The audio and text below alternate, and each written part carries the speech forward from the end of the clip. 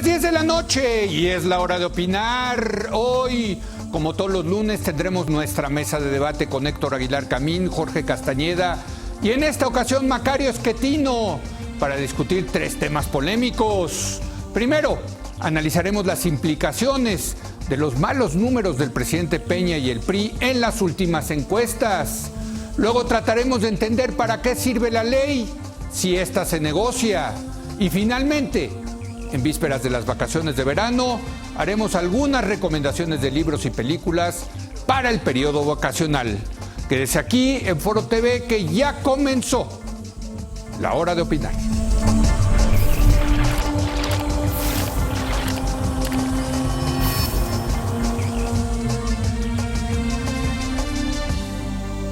Muy buenas noches Héctor Aguilar Camín. No soy Leo. Jorge Castañeda. Leo. Y en esta ocasión nuestro amigo Macario Schettino. Macario, gracias Leo. por haber venido. Gracias.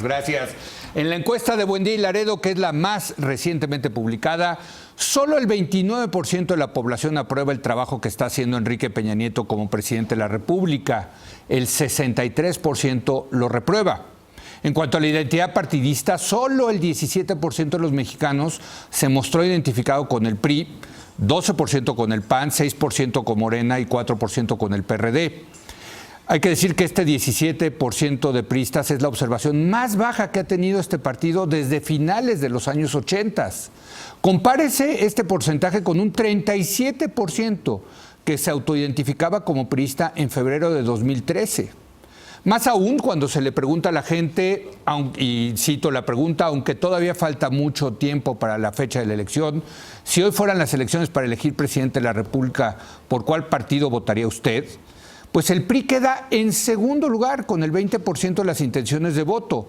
Lo sobrepasa el PAN con 24% y Morena aparece en tercer lugar a tan solo 3 puntos del PRI con el 17%. El PRI es además el partido que concita más rechazo entre la población. El 47% de los mexicanos dice que nunca lo votaría.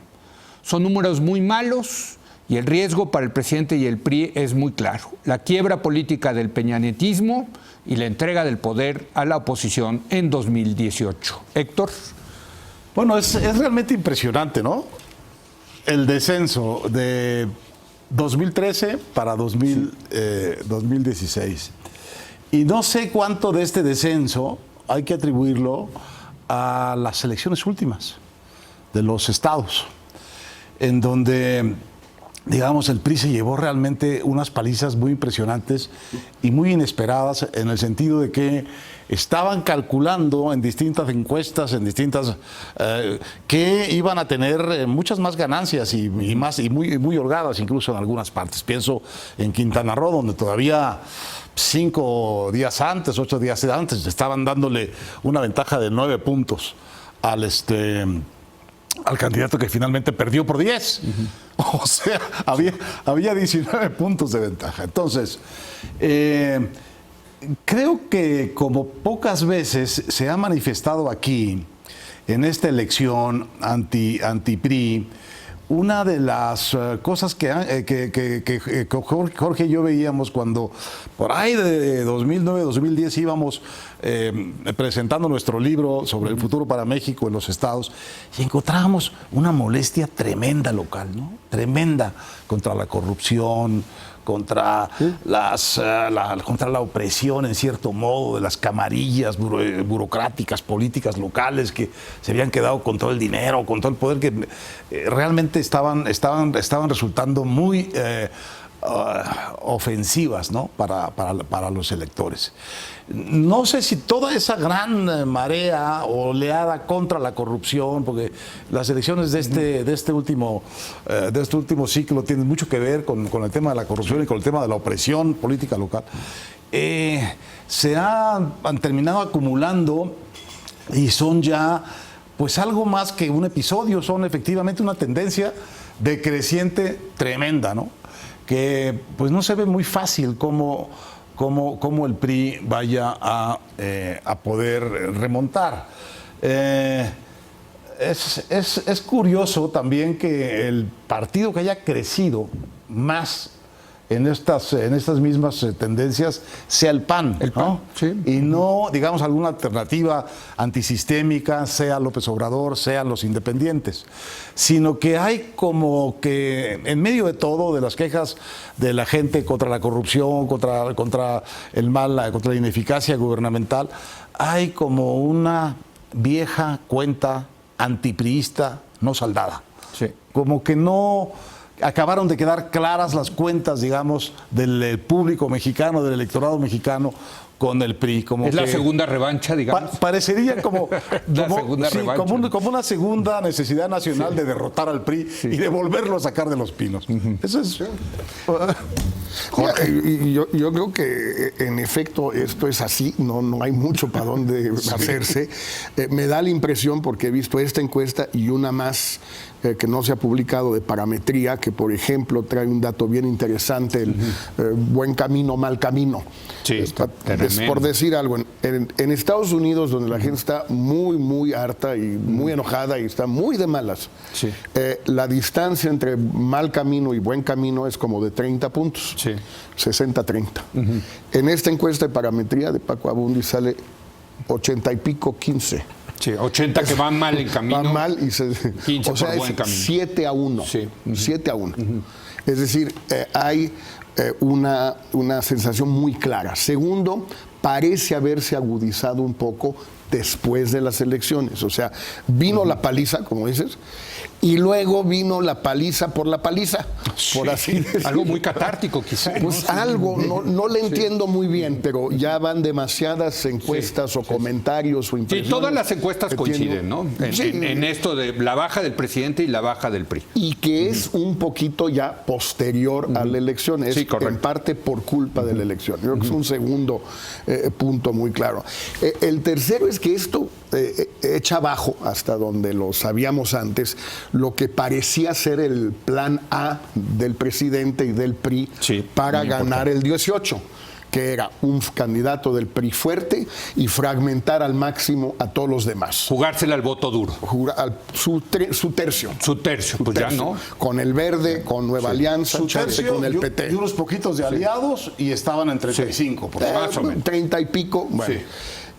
Y que bastaba con quitar un 20% del tablero, 10% para Mancera con el PRD y hacer todo lo que fuera necesario para que Mancera fuera candidato del PRD. Punto.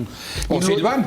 Bueno, Digo, cualquiera, digamos, que hubiera candidato al PRD. Que hubiera, pues sí, pero no tampoco cualquiera. Construir ahorita.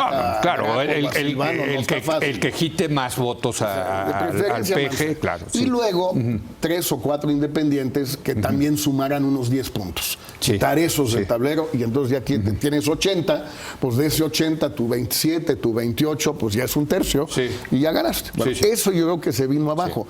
Yo no conozco a nadie hoy en México que piense que el PRI pueda de manera realista ganar la elección presidencial como están los datos hoy. Hoy, Pueden claro. cambiar de Claro, aquí, claro. obviamente. No, hoy. Ya no 2 años, pero un Bueno, año. el hecho de que como partido quede en segundo lugar, que el Sí. PAN quede en primero. Y Morena, Oye, y Morena 3 puntos. casi, ¿no? Y Morena siempre hay que ahí. acordarse, a veces se nos olvida. Sí. Morena no es Morena, es López Obrador. Sí. Cuando pones al AMLO en la boleta en lugar de Morena, súbele 6 o 7 puntos a fuerza.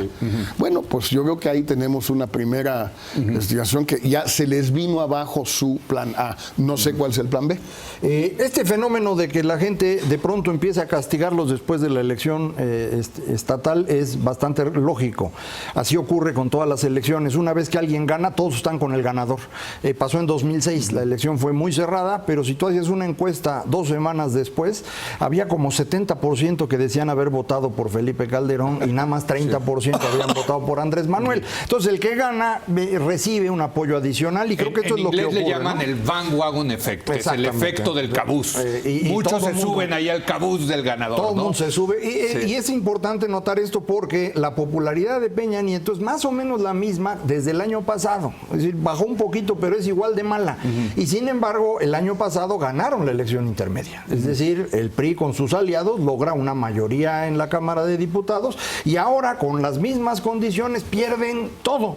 Y creo que esto se debe más a lo que comentaba hace un momento Héctor, es una venganza de la gente por la actuación local. Es decir, esto en mi opinión es un castigo a los dos Duartes y a Borge por abusivos, y es un castigo al gobernador de Tamaulipas porque nunca estuvo.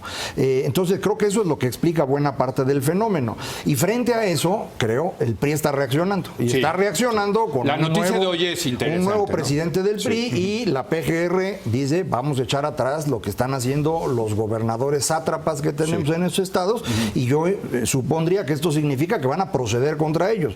Hay que acordarse que el SAT tiene una investigación por al menos 34 empresas fraudulentas asociadas al gobernador de Veracruz. Yo supondría que es el primer paso para llegar en esa dirección, y esto iría cambiando, como tú ya decías, ya no es el plan A. Ahora tener que jugar en otra dinámica en donde tienen que construir a un candidato más fuerte. Sí, hasta 2015 el candidato del PRI que fuera, con el aparato que significaba ese partido, ganaba.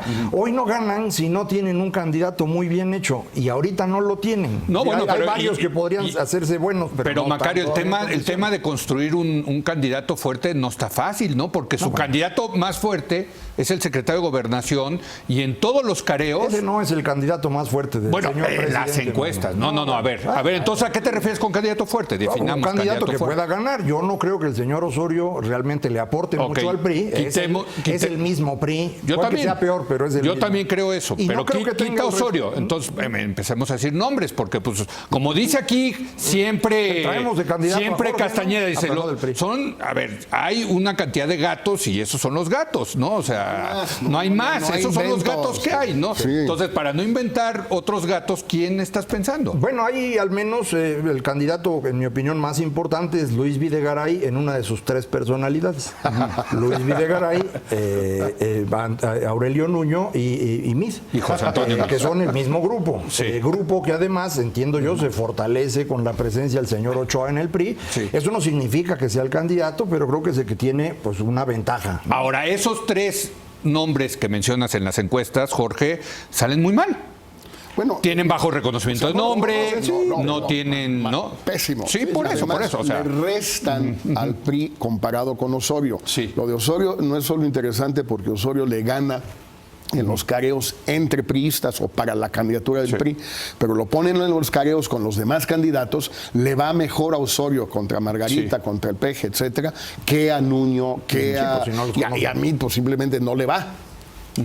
Ahora, todo esto me lleva a algo que tú estuviste escribiendo la semana pasada, Héctor, fantástico, sobre el tema de la sucesión presidencial y cómo debe de concebir el presidente Peña Nieto el tema de la sucesión presidencial. Concebirlo como si estuviéramos en las reglas del sistema pasado es un gran error, y tienes toda la razón. Pues eso es un gran error, básicamente porque creo que no tiene el poder para eso. Sí. Es decir, tiene poder para nombrar al candidato que va a ser el presidente del PRI, y lo puede imponer. Pero el efecto real de eso, quién sabe cuál va a ser, ¿no? Ya aparecieron por ahí unos personajes diciendo que esta imposición no puede ser. La de Ochoa. La de Ochoa. Luego, de ahí todavía a que puedas poner al candidato que tú quieres en el PRI, pues si no tienes un liderato muy fuerte en el PRI va a ser muy complicado. Y luego todavía de ahí que ese candidato sea el que va a ganar las elecciones, bueno, ese México sí ya pasó, ese sí ya se acabó. De hecho, un dato adicional que puede ayudar a lo que está diciendo Héctor: desde Ernesto Zedillo, ningún secretario de Estado ha llegado a la presidencia. Bueno, sí, vienen interesante. desde las gubernaturas o desde el poder legislativo o partidista, que era el caso de Felipe. Entonces, ahorita los tres que hemos mencionado, pues no traen esa trayectoria. Y el PRI no tiene gobernadores presentables, creo yo, en este momento. No. Creo. Bueno, Erubiel. No es presentable, hijo. No, bueno, pues, ¿qué quieres que te diga? Pues, tienes Pero es razón. el que hay, ¿no? Sí. Bueno, lo que yo creo que se acabó en esta elección pasada, realmente se acabó el horizonte de donde venía la candidatura de Peña, que es una candidatura hecha en el vacío presidencial, con el PRI relativamente libre, de los gobernadores que son los que realmente se fortalecieron enormemente, para mal en muchos sentidos, con la llegada de la democracia y con la salida del PRI de Los Pinos. Se quedaron sin jefe, se quedaron sin patrón en Los Pinos. Y yo creo que el que entendió el asunto y construyó la alianza de gobernadores adecuada en todos los órdenes para ganar la candidatura presidencial fue Enrique Peña. Y la ganó con una facilidad impresionante, ¿no? En el partido. Sin nada, sin nadie, competencia. nadie lo desafió, ¿no? Porque se anticipó lo mismo que hizo Fox en su momento. Y llegó Fox igual. Por otro camino, a un PAN que no lo quería. Y sin embargo, no les quedó de otra. No les quedó de otra. Oye, Calderón, lo puedes poner en esa lista también. porque es ¿no? distinto. Pero él se opone al presidente Es distinto. también. Pero, porque no. él renuncia desde el tercer año de gobierno de Fox. Pero Calderón le gana la Sí, candidatura sí. en el seno del PAN. Así es. Pero porque Fox, se adelanta, ¿no? se adelanta. También porque se adelanta. Sí, sí. Entonces, el tema es que toda esta camada de gobernadores que fueron la gran alianza de Peña son la materia prima del desastre que hemos presenciado este año. Con gobernadores, cada uno más impresentable que el otro, porque la cuenta empieza en Humberto Moreira, y luego sigue en Rodrigo Medina, y luego sigue en Duarte, y luego sigue en... Entonces, como que este año explotó esa alianza, esas complicidades, esas redes de lealtades, de ayuda, etcétera, porque los gobernadores resultaron un desastre que estadísticamente nadie hubiera podido anticipar, porque hubiera sido una apuesta de que, pues mira, de 10 van a salir mal 8 y 5 candidatos a la cárcel. Pues hubiera sido difícil. No, está cañón. Ahora, ¿le va a alcanzar el poder al presidente Peña Nieto? No, es que yo creo que no. No para el tema del PRI, del candidato, para enfrentarse a estos sátrapas. Es que parece que se están yendo por la libre. Bueno, Parece, se están yendo por la libre. Tú lo conoces bien en el caso de tu estado, de Veracruz. ¿Le alcanza? ¿Tiene el poder? ¿Tiene las fichas el presidente para...? No lo sé, pero creo que sería la mejor apuesta que puede hacer. Es decir, si trae algo, tiene que usarlo ahorita, porque de otra manera no va a tener la posibilidad de construir una imagen razonable para presentarse en el 2018 con un buen candidato. Entonces, necesitas pegarle a esos, y eso te puede salvar a otros gobernadores. Y entonces decir, bueno, miren, Erubiel no es del mismo calibre de estos señores. O Pepe Calzada. A menos que lo sea. Sí. Pero para comparable con lo que está pasando con el Chihuahua o Veracruz o Quintana Roo. Está difícil. No, Pepe Calzada... Estamos a 3 meses de la elección. El señor tiene razón. Pepe Calzada fue un gobernador estrella. Sí. Pero perdió la elección. Entonces, Contra eso, imposible. Entonces, el tema es, sí tiene recursos, tiene dos recursos, para mí clarísimos. El primero es la Secretaría de Hacienda, que es la dueña real del 95% de los recursos que gastan los estados. La falta de fiscalización de esos recursos es, yo creo, uno de los grandes orígenes del gigantesco desarreglo financiero que vemos en los estados y de la corrupción que le acompaña. Entonces, apretar bien las tuercas ahí es una manera, yo creo, muy efectiva para el gobierno federal de recortarle las riendas a los gobernadores. Y la otra es aprovechar sus leyes anticorrupción que están ahora.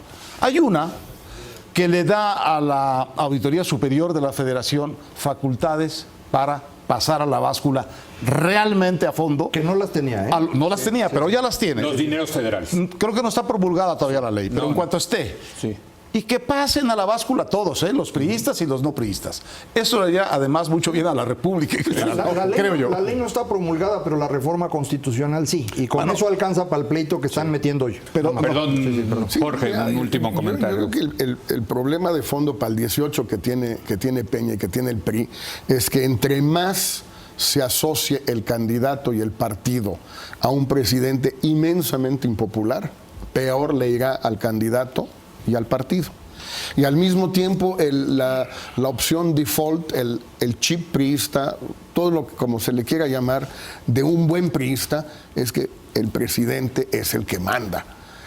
Y Ochoa lo dijo el otro día, es fantástico, ¿a quién se le ocurre? Pero es fantástico. Nuestro mayor activo es el presidente. Bueno, el mayor lastre del PRI es el presidente, es obvio.